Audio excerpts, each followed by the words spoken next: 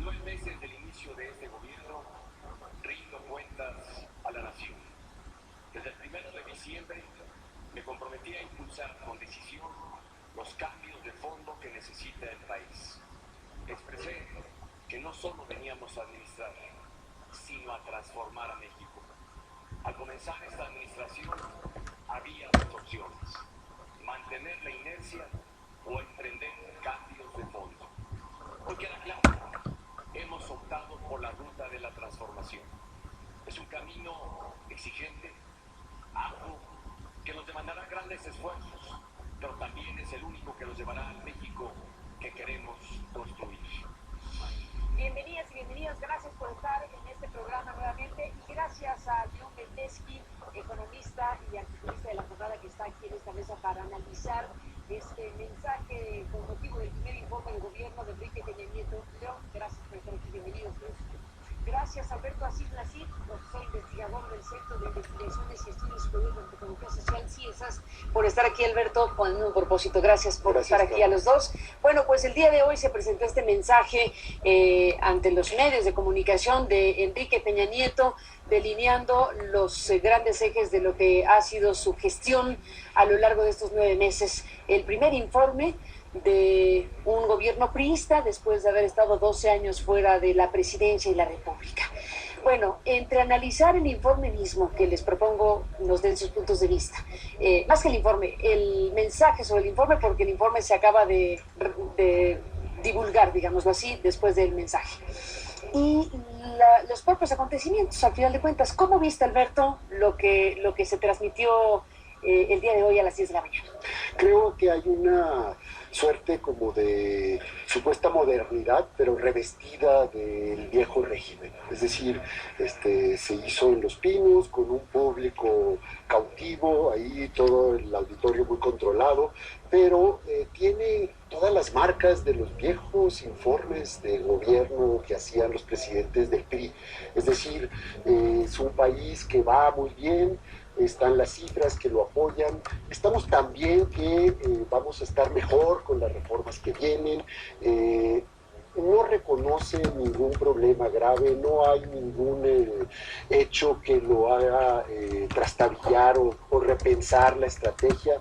Ahí están los 5 puntos de la oferta inicial, digamos, y en suma creo que se apegó mucho a un guión del spot, no se salió del spot, no reconoce la conflictividad social, no reconoce los problemas y todo es positivo, todo es hacia adelante, las cifras, el país va muy bien, hay que hacer el esfuerzo, este es el momento, está lleno de frases de ese tipo y las cifras están acomodadas un poco para ir respaldando cada una de esas afirmaciones. León Bendesky, ¿cómo lo viste tú? Difiero un poco de Alberto, porque es cierto que el tono general es este, sin embargo, si ponemos un poco de énfasis o de atención en el tema del hambre, en el tema de la pobreza y en el tema de la mala situación que cuando menos se reconoce en los estados más pobres en términos de educación, yo creo que sí hay una idea de que, bueno, que las cosas no están tan bien, pero sí falta el reconocimiento de muchísimas otras cosas. Y de ahí, yo creo que sobre eso diría otra cosa. Prometieron reformas y la verdad van como tren bala mandando reformas. Lo cual no quiere decir ni que el diagnóstico sea el adecuado, ni que las reformas vayan a llevar a donde ofrecen. Y todavía no tenemos una perspectiva, porque ninguna de las reformas está todavía terminada, ¿no? El presidente se refirió a las telecomunicaciones o a la competencia como si ya estuvieran terminadas. Todavía no se nombra a los comisionados. O sea, se me hace que hay una interpretación un poco forzada de lo que se está haciendo. Y, nomás para terminar, invita a los mexicanos a que conozcamos las reformas y las hagamos nuestras. Y bueno, no todos los mexicanos le vamos a entender a la reforma energética o a la reforma financiera. Y para entender unas propuestas de esta magnitud se necesita más debate a nivel nacional, no más. Y lo que vamos a discutir es una propuesta ya hecha y ya en curso. Entonces, ahí creo que hay un pequeño espacio que hay que crear.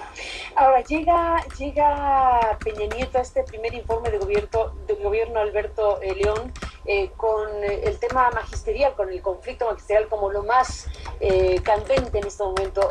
Horas previas en donde había la duda de si habría una acción policíaca contra los propios maestros. Hay detenciones diversas que están siendo cuestionadas en este momento. En fin, el tema de la reforma constitucional educativa no es la única, desde luego, como dice León, pero en este momento es la más candente, la que colocó las cosas de tal manera que incluso el mensaje del informe, que solía ser un día antes, fue un día después, o sea, este día.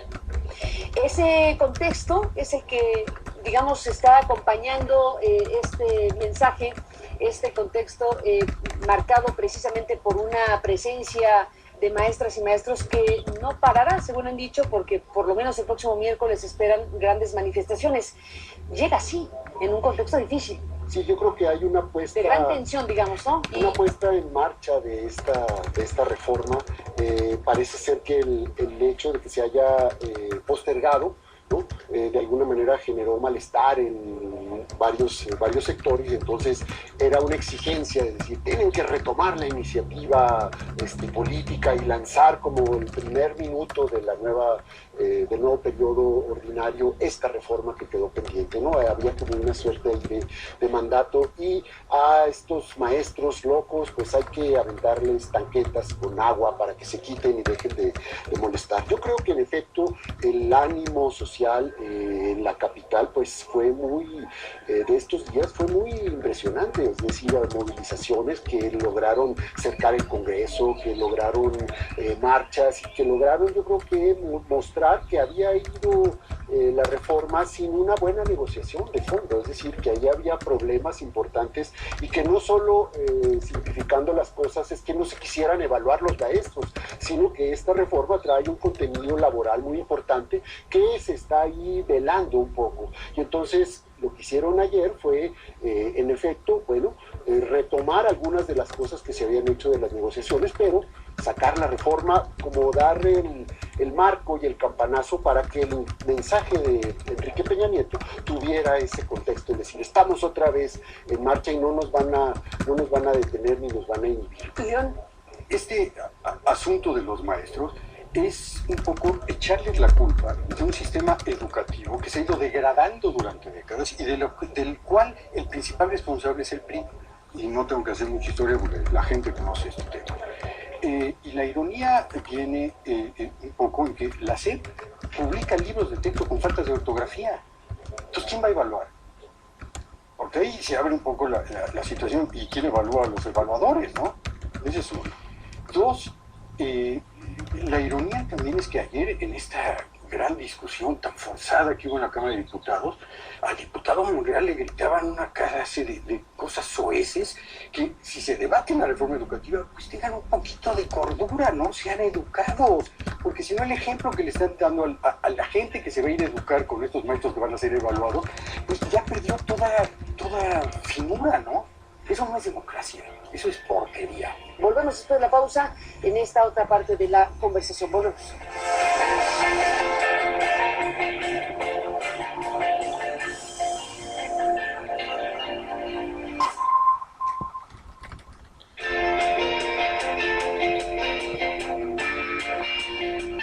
Regresamos, Alberto Asís y León Bendesky, sobre este análisis de este periodo de gobierno, el primer tramo del periodo de gobierno de Enrique Peña Nieto, ahora su mensaje de esta mañana, pero también lo que ustedes han mencionado. Yo pongo por delante el tema de la reforma energética, pero está el tema de la reforma de telecomunicaciones, está otras reformas como las del IFAI, en fin, de muchas reformas simultáneamente.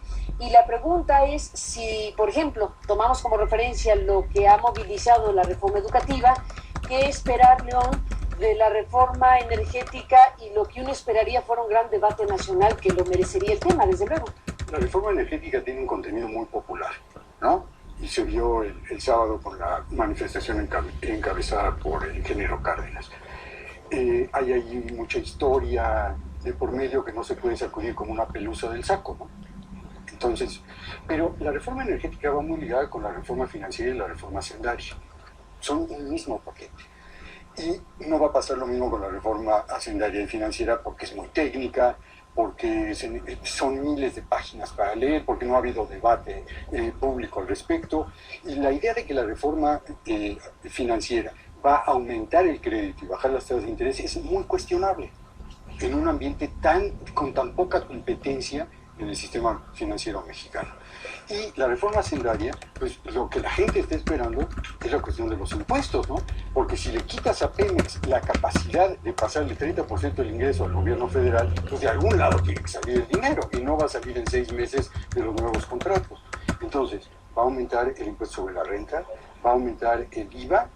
Parece que sí, y eso puede generar una gran, digamos, resistencia, porque eso sí le pega al bolsillo a la gente. Entonces es un paquete muy difícil, todo al mismo tiempo, y con un sistema legislativo muy controlado, sumamente controlado. Bueno, ahí llegamos al tema político, Alberto. Pacto por México está en el mensaje de Peña Nieto y está como